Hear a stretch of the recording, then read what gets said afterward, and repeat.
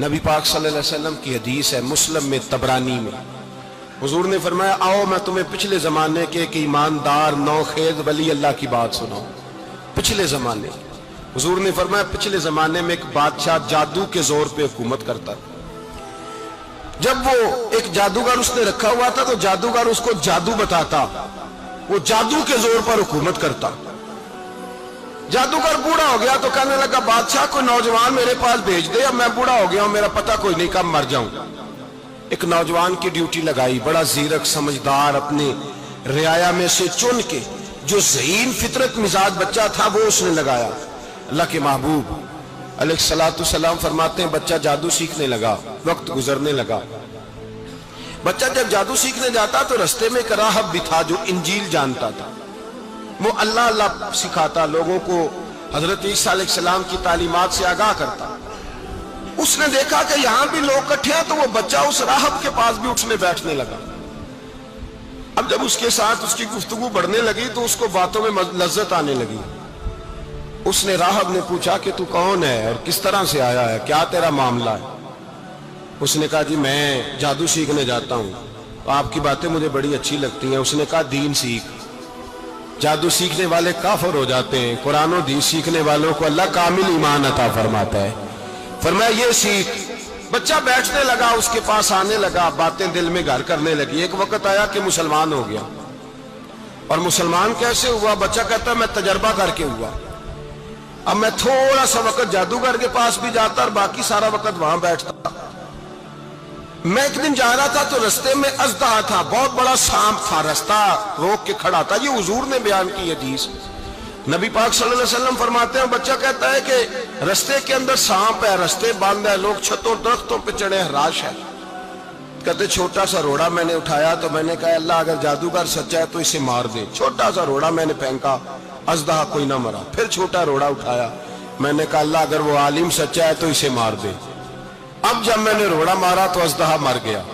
میرے اندر سے گواہی آئی نہیں دین کی باتیں سچی ہیں، نہیں قرآن کی باتیں اسلام سمجھانے کے لیے عرض کر رہا ہوں، اگرچہ اس دور میں انجیل تھی، اللہ رسول کی باتیں اچھی ہیں۔ کہتے میں مسلمان ہو گیا، اب میں نے راہب کے پاس ہی رہنا شروع کر دیا، جادوگر کے پاس چھوڑ دیا اس بچے نے آنا۔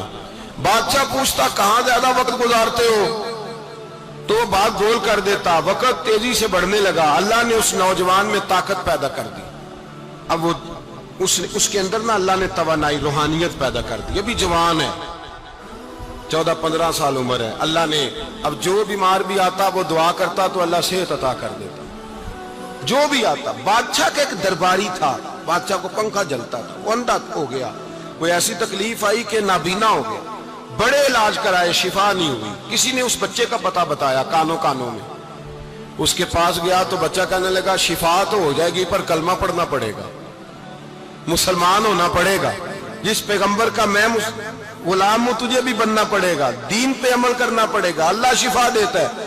اس نے کہا تو مجھے کلمہ پڑھاؤ، مجھے شفا دے، میں تیار ہوں۔ اس نے کہا شفا تو اللہ ہی دیتا ہے۔ اس نے اللہ تبارک و تعالیٰ کا ذکر کر کے دعا مانگی، یہ مسلم شریف میں حدیث ہے، طبرانی میں موجود ہے۔ اللہ نے اسے شفا دی، اس نے کلمہ پڑھنا شروع کر دیا۔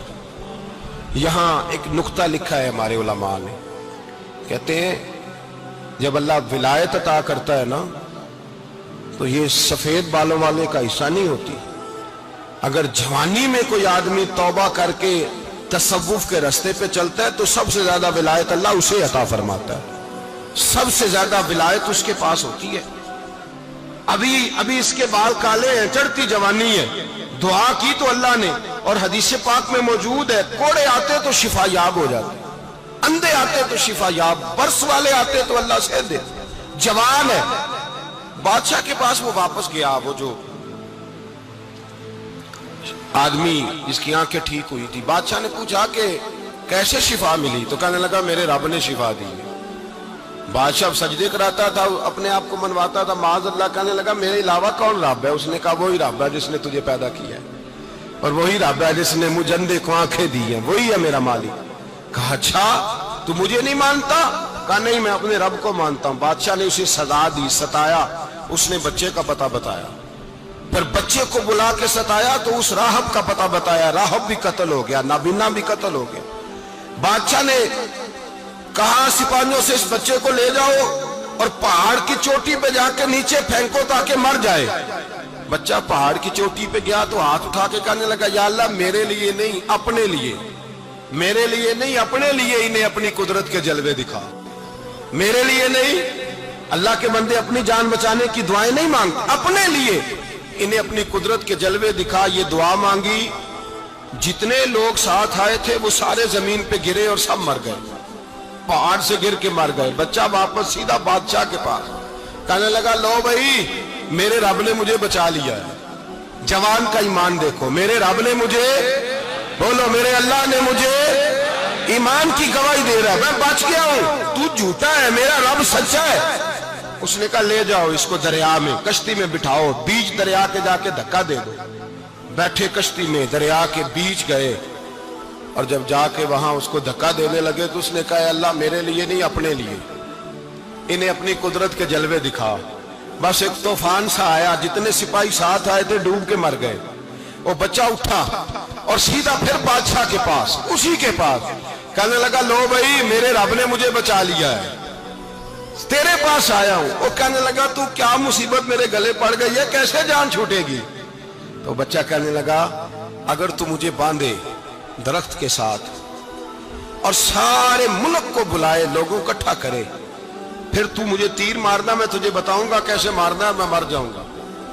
अल्लाह का बंदा नौजवान, ईमान देखो, मरने के तरीके बता रहा है, मैं तुझे बताऊंगा मैं कैसे मरूंगा। ये बात कही, बादशाह ने सारा मजमा जमा किया, मुल्क सारा बाहर आ गया, दरख्त के साथ बांध दिया। कहने लगा, भाई लोगों ये मुझे मारना चाहता था, मार नहीं सका, अब मैं इसे बताने लगा हूं कि मैं कैसे मरूंगा। इसे कहो जब तीर मारे तो साथ मेरे रब का नाम भी ले, मैं अपने रब के नाम पे जान दूंगा, ईमान की पुख्तगी में अल्लाह के नाम पर जान दूंगा। इसे कहो रब के नाम पे मारे, मर जाऊंगा। बादशाह ने अल्लाह कह के तीर मारा, पेशानी में लगा, बच्चे की रूह परवाज कर गई, जितना मजमा खड़ा था सारा कलमा पढ़ के मुसलमान हो गया, सारे मुसलमान हो गए, सारे। मेरे रसूल पाक सैयद आलम सल्लल्लाहु अलैहि वसल्लम ने नौजवानों को बताया, जब तुम्हारे अंदर ईमान की कुव्वत आएगी तो अल्लाह तुम्हारी मदद करेगा। फरमाया वो नौखेज वली था, अभी जवान राना था, अभी उसकी पेशानी पर जवानी के आसार थे, लेकिन उसने अल्लाह को राजी किया, रब करीम को राजी। विलायत का मतलब बुढ़ापा नहीं, विलायत का मतलब वो नहीं कि जब बड़ा लंबा वक्त गुजर जाए तो फिर आदमी आए कहीं नहीं अब क्या करना है, अब मस्जिद ही है, अब तो इसके अलावा गुजारा ही कोई नहीं। तो उस वक्त का आना अल्लाह की बारगाह में कबूल तो है, लेकिन शाबाशी उसी को मिलती है जो